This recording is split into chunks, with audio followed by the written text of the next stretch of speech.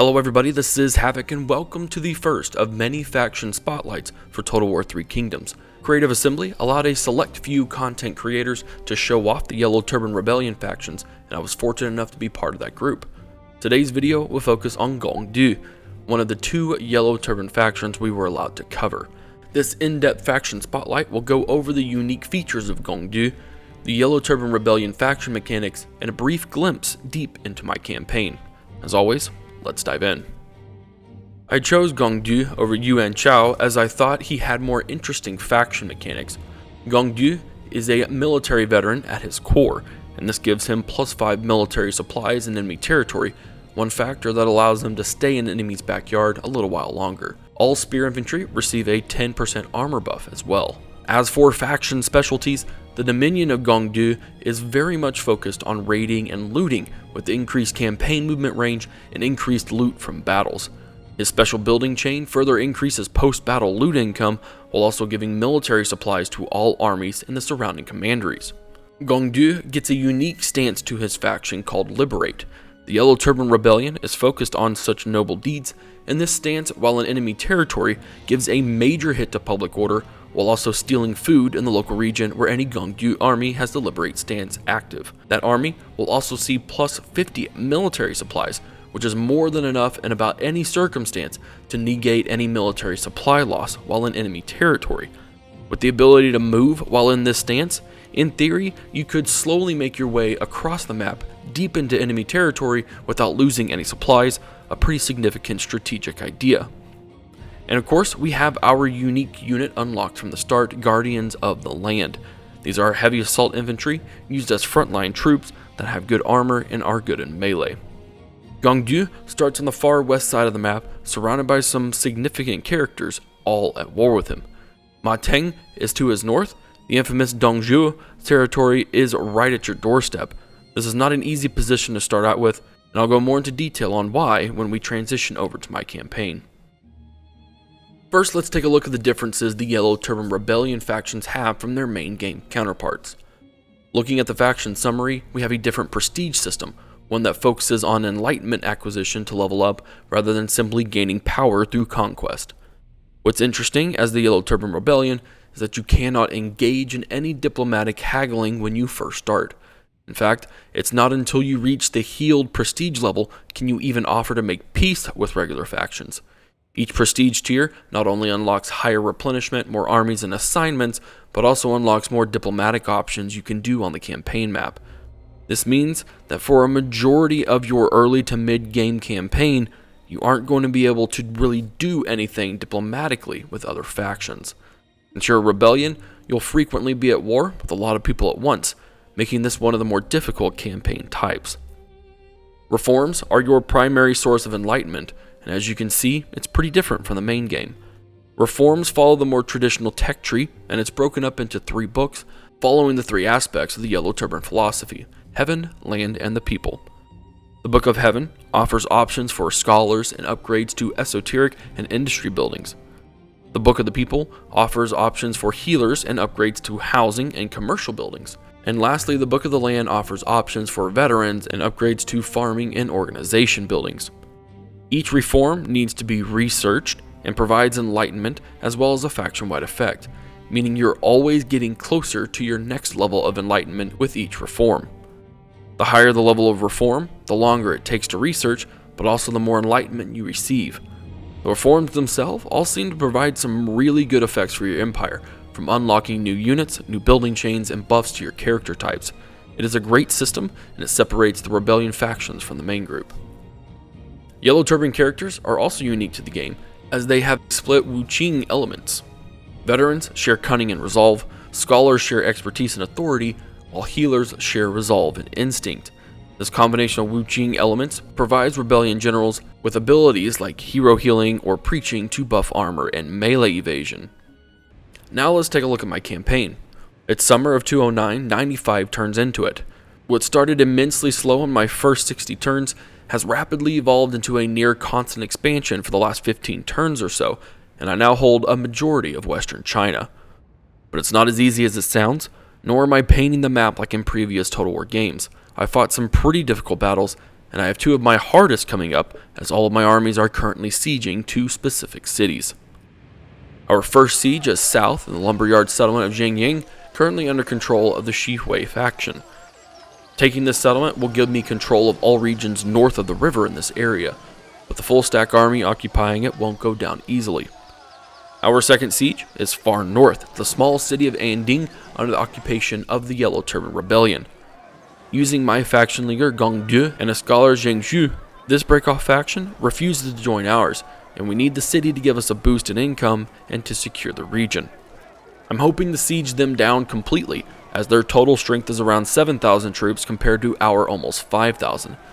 Taking the city right now would mean massive casualties, and with enemies just on the borders, that could cause a pretty significant setback. With both sieges going on, and nothing else really to do, let's see how long either one will wait out for.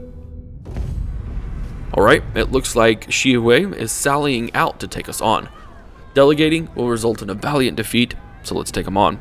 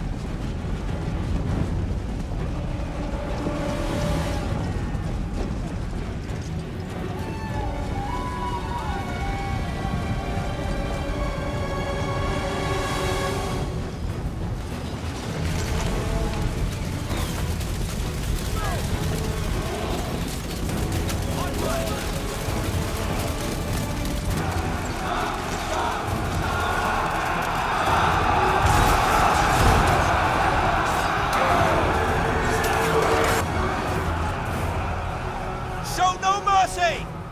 Strike!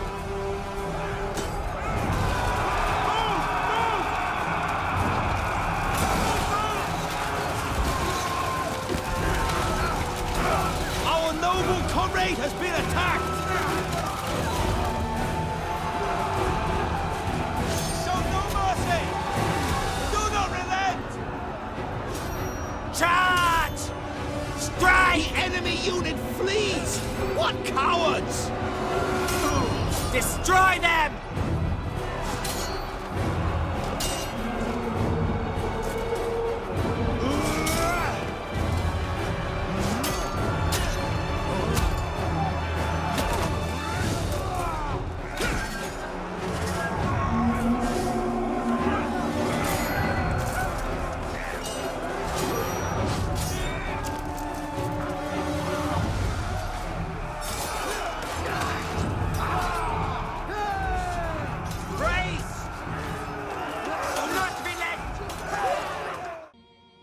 It was a tough victory, but a victory nonetheless. We got a very good amount of money, along with a guarantee of victory in the next turn. And if there hasn't been enough bloodshed, the Yellow Turbans we are besieging in Anding want a taste of blood as well.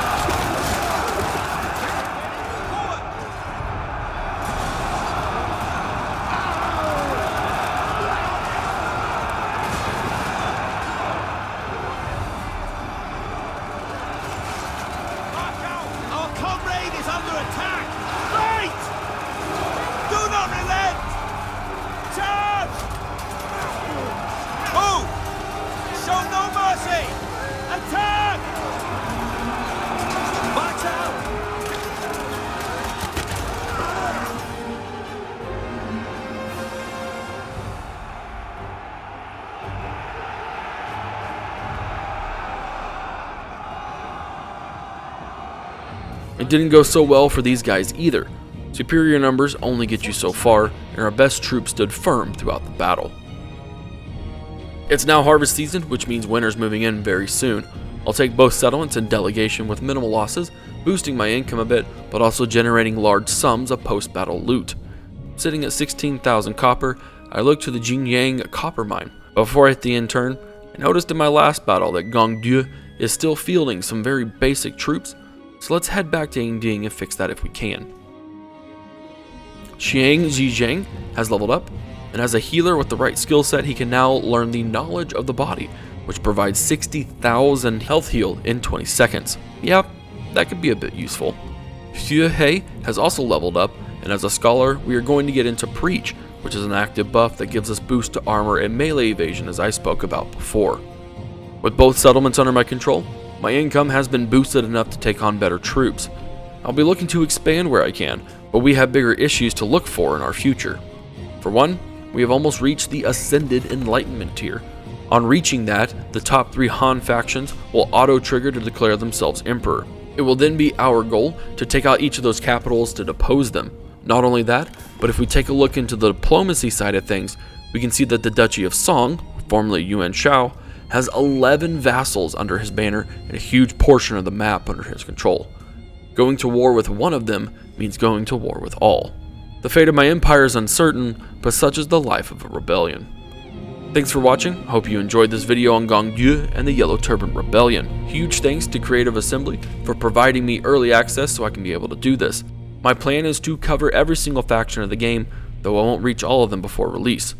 I highly encourage you to subscribe to the channel to stay up to date with all things strategy, and more specifically Total War and Total War 3 Kingdoms. This is Havoc, and I'm out of here.